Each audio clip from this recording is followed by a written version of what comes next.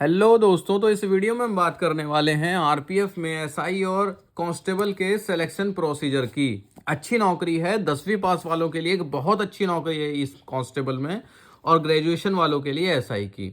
ठीक है, अब इसमें बात करते हैं स्टेजेस की। आपके सामने इसमें 4 स्टेजेस आएंगी। सिर्फ आपको 4 बाधाएं पार करनी है और नौकरी आपके हाथ में रहेगी। अब वो 4 बाधाएं कौन सी हैं, तो मैं उसके नाम बताता हूं। सबसे पहली बाधा सीबीटी, जिसका पूरा नाम है कंप्यूटर बेस्ड टेस्ट। दूसरा नाम पीईटी, जिसका नाम है फिजिकल एफिशिएंसी टेस्ट, जिसमें फिजिकल होता है, दौड़ भाग कूद। इसके बाद होता है पीएमटी यानी कि फिजिकल मेजरमेंट टेस्ट, जिसमें कि आपकी नपाई होती है, सीना ऊंचाई। इसके बाद होता है डीवी यानी डॉक्यूमेंट वेरिफिकेशन, कि भैया असली डॉक्यूमेंट तो है ना। तो सबसे पहली बाधा, जिसको कि आप सीबीटी का नाम दे रहे हैं यानी कंप्यूटर बेस्ड टेस्ट, इसमें वैकेंसीज से 10 गुना ज़्यादा बच्चे सेलेक्ट किए जाएंगे, जिसमें कि 15% वो महिलाओं के लिए लेकर चलते हैं कि सीट रहेंगी। 100 वैकेंसी है तो 15% उसमें महिलाएं रहेंगी। तो सीबीटी में कौन कौन से सब्जेक्ट आते हैं, तो महोदय सीबीटी में आता है जीए यानी जनरल अवेयरनेस, जिसमें कि जीके प्लस साइंस वगैरह सब इंक्लूड हो जाती है। इसके बाद मैथ और रीजनिंग। जीए की बात करें तो 50 नंबर की आती है, और मैथ और रीजनिंग 35-35 नंबर की आती है। तो कुल मिला के बनते हैं 120 सवाल, पर समय मिलता है आपको 90 मिनट का। इसकी कट ऑफ जो जाती है वो लगभग 95 नंबर के आसपास रहती है जर्नल की, यानी 2-4 नंबर ऊपर और 2-4 नंबर नीचे भी हो सकती है। इसका मतलब है कि 90 मिनट में आपको औसत ऐसा निकालना है कि 1 मिनट से कम में एक सवाल कर रहे हो, वो भी सही।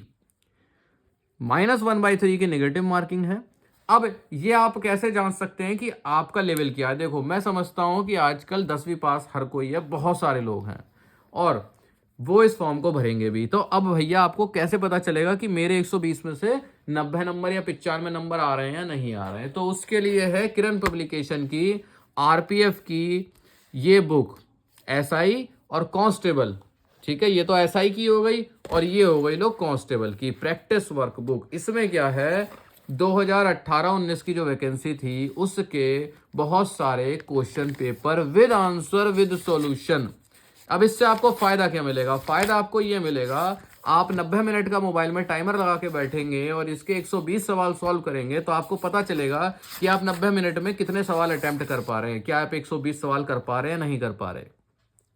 इसके बाद आप इसकी आंसर की से आंसर चेक करेंगे, तो आपको पता चलेगा कि उस 90 मिनट में आपने जितने सवाल सॉल्व किए उसमें से कितने सही हैं। इसके बाद जो सवाल सही नहीं हो पाए, आप उनका इधर से एक्सप्लेनेशन और आंसर देख सकते हैं कि ये कैसे कैसे सॉल्व हुआ जो आपसे नहीं हो पाया।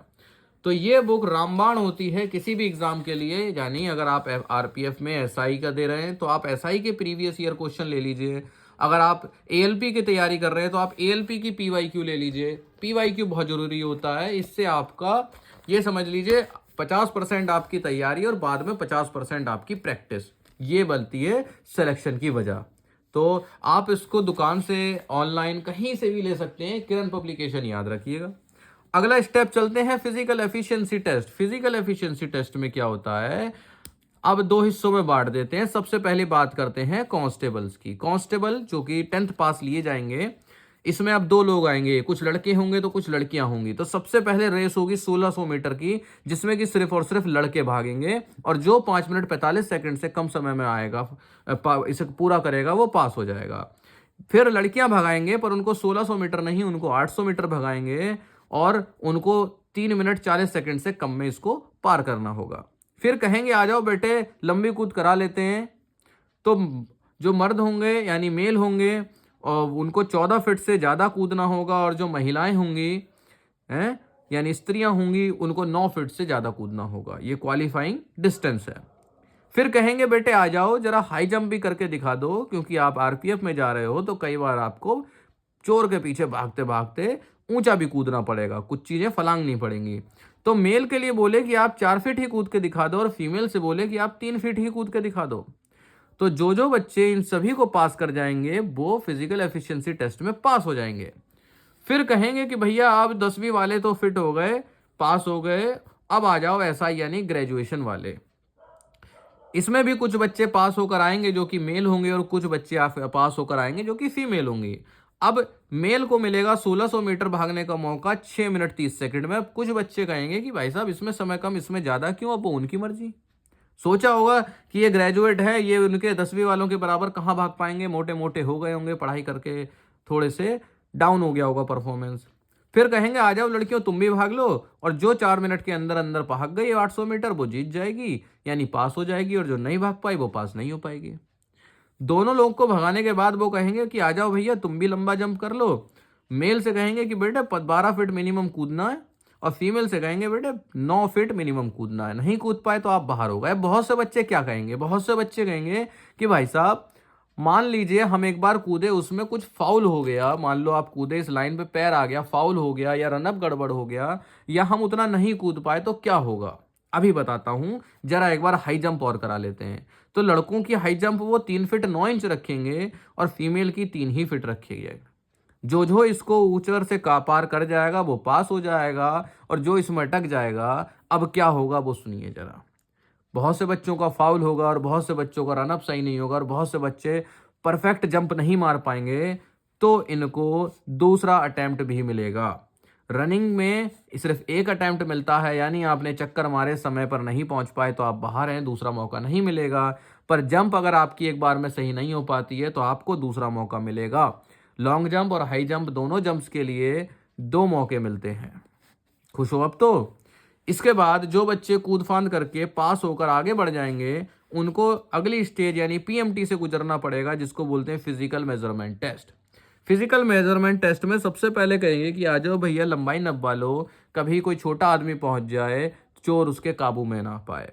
तो भैया मेल के लिए 165 सेंटीमीटर है, और कुछ छूट भी है जैसे गोरखा वगैरह पहाड़ियों के लिए या फिर SC ST के लिए।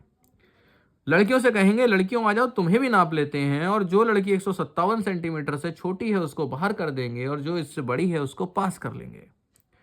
फिर कहेंगे कि भाई साहब मोदी जी का सीना 56 इंच का है, तो तुम्हारा भी कम से कम 80 सेंटीमीटर का तो होना ही चाहिए। लड़कियों को यहां पर नहीं बुलाएंगे वरना डंडे पड़ जाएंगे, इसलिए कहेंगे सिर्फ मेल्स के लिए ये वाला चेस्ट नापने वाला सिस्टम सिर्फ मेल के लिए है। तो सिर्फ जो भी मेल हैं वहां पर पहुंचे हुए, इन स्टेजेस को पार करने के बाद उनका सीना नाप लिया जाएगा, 80 सेंटीमीटर के ज़्यादा आना चाहिए। उसके बाद कहेंगे बेटा हवा भरो और फुलाओ। जो अपने सीने को बैलून की तरह 5 सेंटीमीटर या उससे ज़्यादा फुला लेगा वो पास हो जाएगा, और जो नहीं फुला पाएगा उसे 1-2 बार ट्राई करने का मौका देंगे। अगर वो नहीं सफल हो पाता है तो उसे मजबूरी में उन्हें बाहर करना पड़ेगा। इसके बाद आप जब पास, इन सब के बाद क्या कहेंगे कि आ जाओ बच्चों अपने अपने कागजात निकाल लो, अपने स्कूल के जो भी डॉक्यूमेंट्स हैं वो सब निकाल लो। तो डॉक्यूमेंट वेरिफिकेशन में वो पहले ही एक लिस्ट देंगे, वो लिस्ट आपको मतलब वो डॉक्यूमेंट्स आपको लेकर जाने हैं फॉर्म में, और उन डॉक्यूमेंट्स में आपस में मिसमैच ना हो, ऐसा ना हो वहाँ पर नाम किरण कुमार है और इधर अरुण कुमार हो गया। छोटी मोटी गलतियां चल जाती हैं, उसके लिए भी आपको एफिडेविट देना पड़ेगा। कोशिश ये करिए कि फॉर्म बिल्कुल सही भरा हो और कहीं पर गलती ना हो। उम्मीद है इस वीडियो से आपको पक्का कुछ ना कुछ हेल्प मिली होगी, और इसको आप अपने कमेंट सेक्शन में बता सकते हैं।